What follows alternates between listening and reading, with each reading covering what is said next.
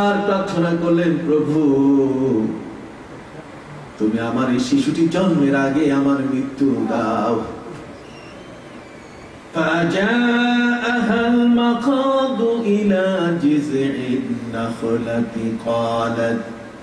قالت يا ليتني مت قبل هذا وكنت نسيا منسيا।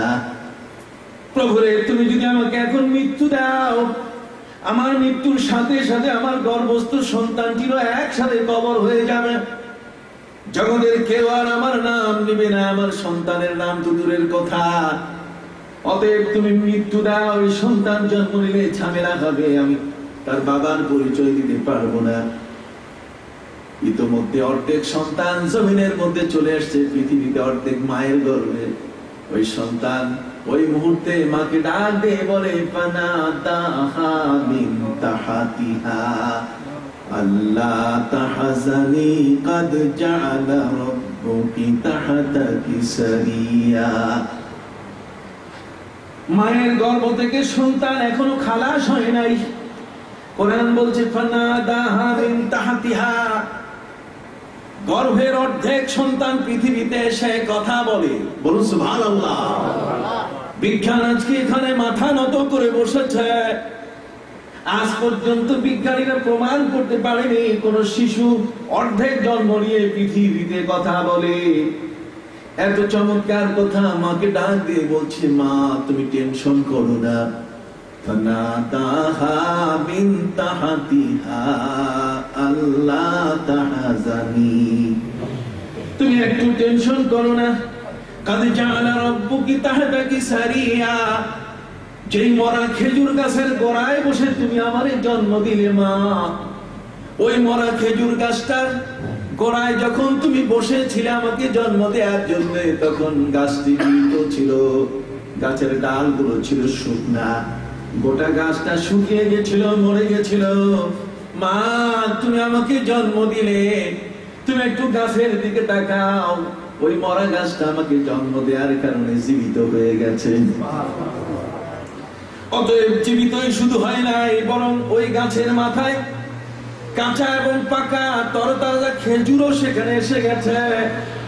মারে ওয়াহুসি ইলাইকি বিজিজিন নাখলাতি তুসাকিত আলাইকি রুতাবান জানিয়া।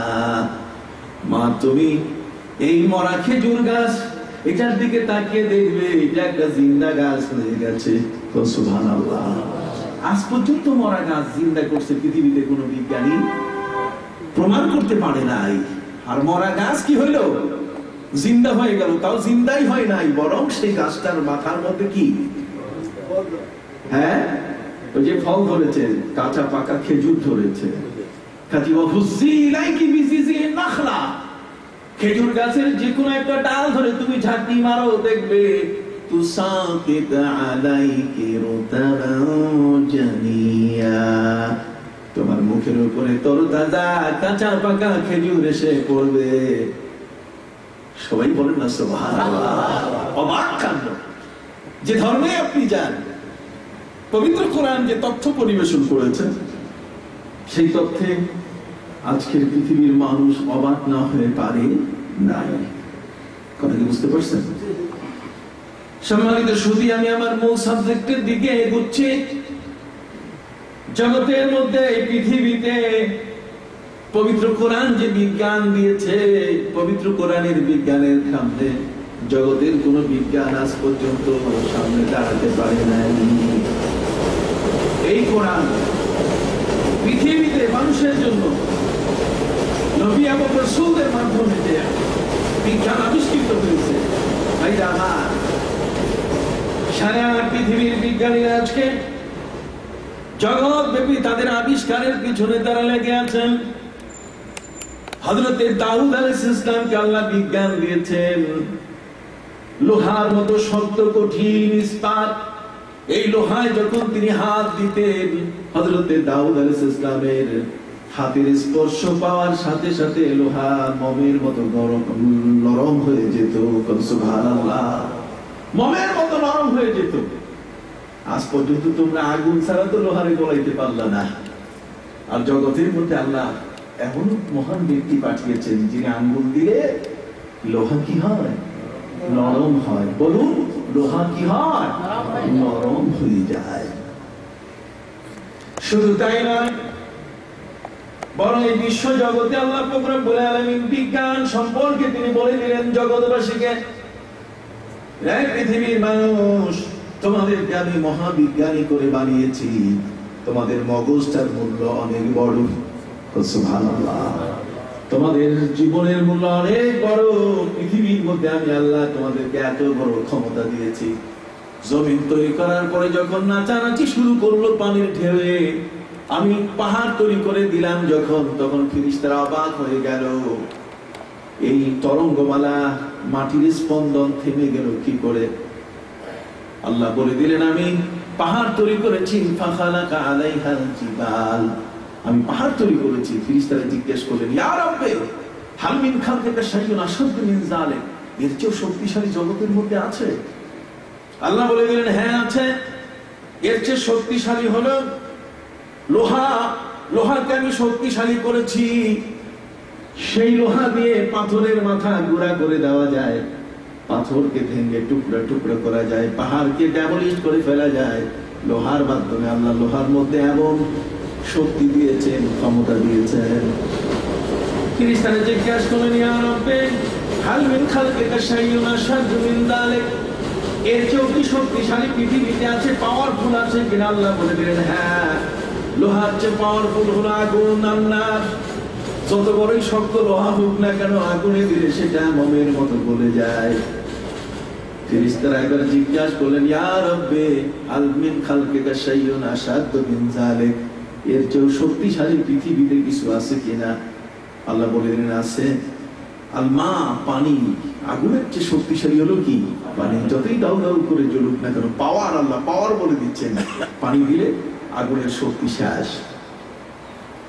এবার ফেরেশতারা জিজ্ঞাসা করলেন, ইয়া রাব্বি হাল মিন খালকিকা শাইউন আশাদ্দু মিন যালিক, মাবুদের চেয়ে শক্তিশালী জগতের মধ্যে কিছু আছে কিনা? আল্লাহ পাক রব্বুল আলামিন বলে দিলেন, হ্যাঁ, নদী শান্ত পানিতে ভরা। যদি সেখানে দক্ষিণা বাতাস শুরু হয়, আর বাতাস, তাহলে পানির মধ্যে পাগলা তরঙ্গ শুরু হয়ে যায়। মাঝিরা নদীর এপার থেকে ওপারে যাত্রীদের পার করতে ভয় পায়। বাতাসের ক্ষমতা। ফেরেশতারা এবার জিজ্ঞেস করলেন, ইয়া রাব্বি হাল মিন খালকিকা শাইউন আশাদ্দু মিন যালিক, এর চেয়ে শক্তিশালী জগতের মধ্যে কেউ আছে, কোন শক্তি আছে? আল্লাহ বলেন, হ্যাঁ, বনি আদম, মানব জাতি। সুবহানাল্লাহ। দানের শক্তি তাদের অনেক বৃদ্ধি করে দিয়েছি। আর শুধু এমন নয়, মানুষকে আমি এমন ক্ষমতা দিয়েছি, বাতাসের কান ধরে টায়ারের মধ্যে পু পু করে ঢুকায়। বাতাস এটাকে ধরে ধরে টায়ারের মধ্যে ঢুকায়, আগুনকে দিয়া শালাই ম্যাচের কাঠির মধ্যে বন্দি করে রেখেছে। কি বলেন, ঠিক কিনা? ফায়ার বক্সের মধ্যে বন্দি করে রেখে দিয়েছে। মানুষকে আল্লাহ এমন ক্ষমতা দিয়েছেন, সে মানুষটি পাতালপুরি থেকে পানির কান ধরে উপরে উঠায়, নলকূপ দিয়া কান ধরে উপরে উঠায়। বলুন না সুবহানাল্লাহ। জগতের মধ্যে মানুষ উন্নয়নের শিখরে চলে যাবে, কিন্তু ইসলাম পৃথিবীতে যে বিজ্ঞান মানুষকে দিয়েছে। হযরত ঈসা রূহুল্লাহ তার জীবনে যেমন 4 জন ব্যক্তিকে জীবিত করেছেন, মরা মানুষকে জিন্দা করেছেন, ওদিকে নূহ নবীকে আল্লাহ পাক রব্বুল আলামিন তিনি দেখাই দিলেন পানির জগৎকে ব্যবহার করার। আল্লাহ পাক রব্বুল আলামিন নবী নূহকে বলে দিলেন, ইয়া নূহ আনিসনাইল ফুলকা, নূহ তুমি নৌকা বানাও। নূহ নবীকে আল্লাহ নৌকা বানাতে বললেন।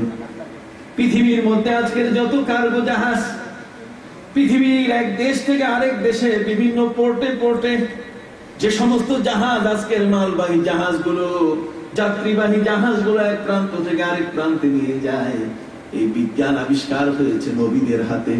সুবহানাল্লাহ। কাদের সাথে? কাদের হাতে? নবীদের হাতে তৈরি হয়েছে। আরেকবার জোরে বলেন সুবহানাল্লাহ। ভাইরা আমার, এই জন্য পৃথিবীর মধ্যে, এই জগতের মধ্যে মানুষের জ্ঞান, মানুষের বিদ্যা, মানুষের বিজ্ঞান চ্যালেঞ্জ করে জগতের মধ্যে আল্লাহ এমন একজন নবী পাঠালেন, এক এক যুগে এক এক নবীকে আল্লাহ সেই যুগের অবস্থা অনুযায়ী ওই যুগের চ্যালেঞ্জ স্বরূপ পাঠিয়েছেন। সুবহানাল্লাহ।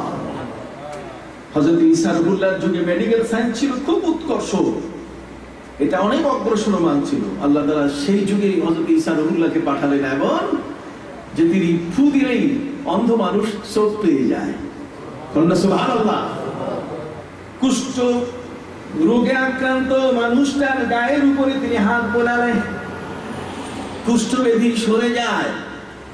ঔষধ নাই, মেডিসিন নাই, ডায়াগনস্টিক টেস্ট নাই, প্যাথোলজিক্যাল কোনো টেস্ট নাই, শুধু হাতের মধ্যে হাত যদি মুখের উপরে বোলায় দেয়, দেহে বুলিয়ে দিলে সাথে সাথে সেই মানুষটা কুষ্ঠব্যাধি থেকে সুস্থ হয়ে যায়। সুবহানাল্লাহ। কোরআন বলে দিয়েছে, ওয়া উবরিউল আকমাহা